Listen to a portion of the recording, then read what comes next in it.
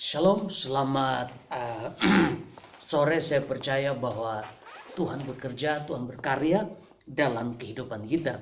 Pada kesempatan ini saya akan sedikit sharing kebenaran firman Tuhan di dalam Ibrani pasal yang ke-6. Ibrani pasal yang ke-6 ayat 1 sampai ayat 2. Sebab itu marilah kita tanggalkan asas-asas pertama dari ajaran tentang Kristus dan beralih kepada perkembangan yang penuh.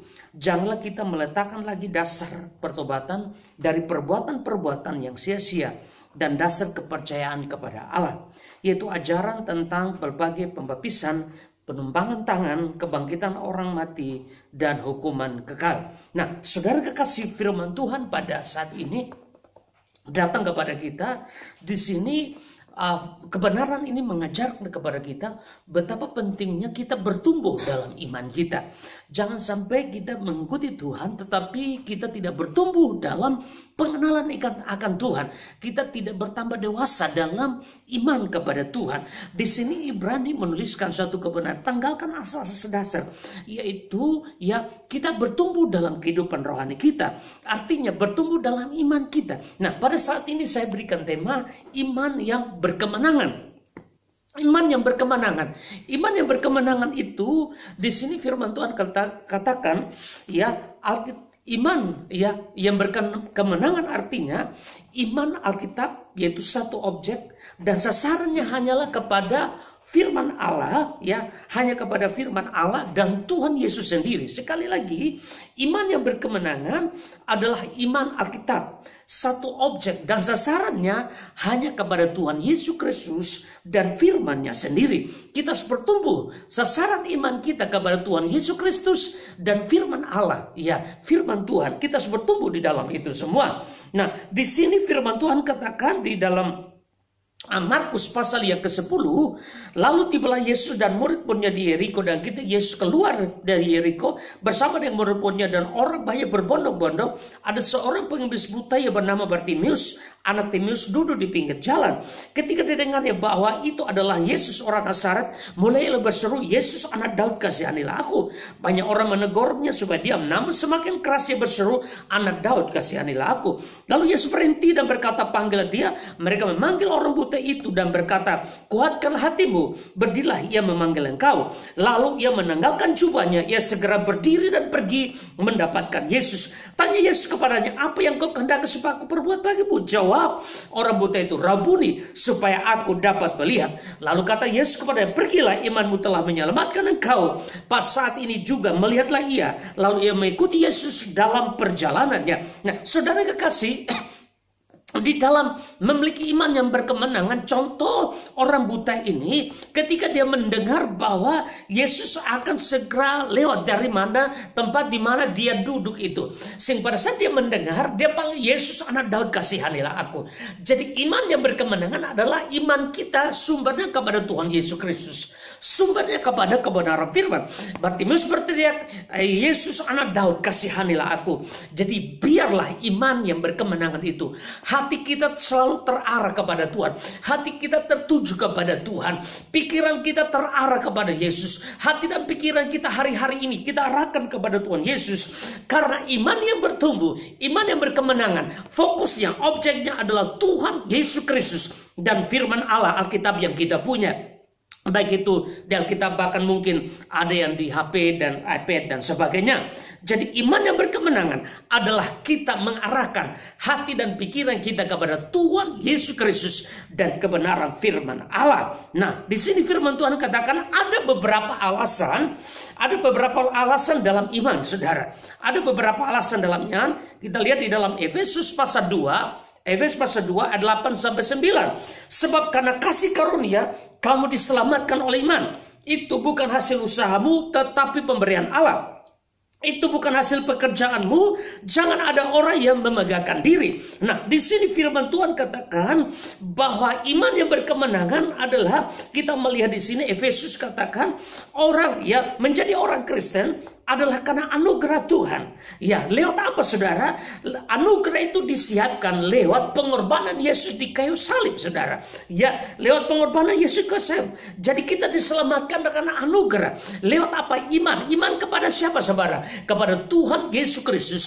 Dia mati di kayu salib. Dia mati, dia dikuburkan, dia bangkit, dia berikan kemenangan bagi saudara saya. Jadi diselamatkan itu lewat iman kita yang percaya kepada pengorbanan Yesus, yang percaya kepada karya Tuhan Yesus di salib. Itu adalah iman. Itulah iman yang menyelamatkan, saudara. Nah, di sini saya tuliskan ada beberapa alasan mengenai iman, saudara. Ya, ada 4 alasan mengenai iman. Ya, iman. Yang pertama, kekristenan diawali dengan iman dan dasarnya adalah iman. Jadi kalau orang yang percaya Tuhan Yesus, dasarnya kita adalah iman karena Kristen. Kekristenan artinya orang yang diurapi oleh Roh Kudus. Jadi kekristenan diawali dengan iman atau dasar orang Kristen adalah iman. Roma pasal 5 ayat ke-8.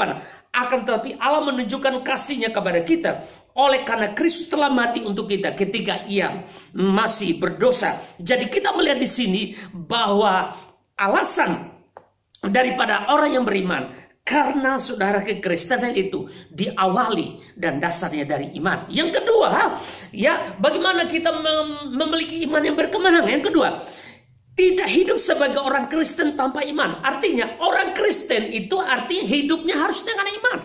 Ya, kalau hidupnya bukan dengan iman, itu bukan orang Kristen. Iman sudah tentu kepada Yesus Kristus, kepada karya Yesus yang sudah disediakan bagi kita orang percaya. Jadi firman Tuhan datang kepada saudara dan saya. Yang bagian yang kedua, alasan kita hidup berkemenangan karena kita tahu di dalam kebenaran firman Tuhan datang kepada saudara dan saya bahwa kita hidup adalah karena iman. Jadi kalau orang yang tidak memiliki iman, berarti dia bukan orang Kristen. Jadi kekristenan itu adalah orang yang beriman. Sebab tidak hidup sebagai orang Kristen tanpa iman. Orang itu ya dikatakan kalau orang Kristen berarti dia harus beriman. Nah, firman Tuhan katakan di dalam bagian yang ketiga, alasan daripada orang ya hidup berkemenangan dalam iman, ya hidup dalam kemenangan, ya berkemenangan dalam iman. Bagian yang ketiga, ya iman menyenangkan hati Allah. Kenapa kita memiliki iman yang berkemenangan? Karena yang ketiga, iman itu menyenangkan hati Allah, saudara. Ya, iman menyenangkan hati Tuhan.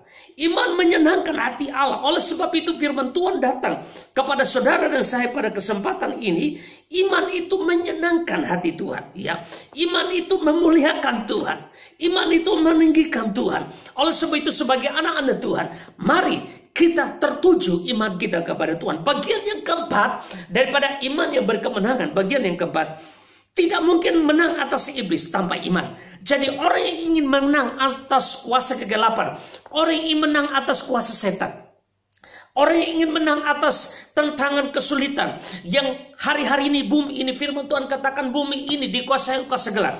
Tapi bagaimana kita bisa menang atas itu sehingga kita tidak jatuh di dalam dosa? Kita harus punya iman. Sebab orang yang memiliki iman pasti dia bisa menang atas kuasa kegelapan. Nah, firman Tuhan di dalam Efesus pasal yang kedua ayat 6. Dan di dalam Kristus Yesus, Ia telah membangkitkan kita juga dan memberikan tempat bersama-sama dengan Dia di surga. Artinya, di dalam kita percaya kepada Tuhan Yesus, di dalam mengalami iman yang berkemenangan, kita melihat di sini firman Tuhan katakan, di dalam Kristus kita percaya bahwa Ia membangkitkan kita juga. Ya, membangkitkan kita dari mana, saudara?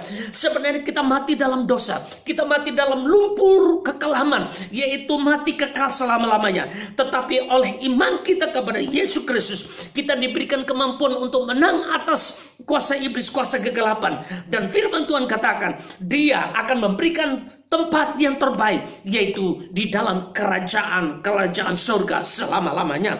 Di ayat yang terakhir 1 Petrus pasal 5 ayat 8 dan 9, sadarlah dan berjaga-jagalah lawanmu si iblis berjalan keliling sama seperti singa yang mengaum-ngaum dan mencari orang yang dapat ditelan. Lawanlah dia dengan iman teguh, Sebab kamu tahu bahwa semua saudaramu di seluruh dunia menanggung penderitaan yang sama. Jadi kita melihat di sini, kita harus berjaga-jaga. Jaga-jaga dengan apa, saudara?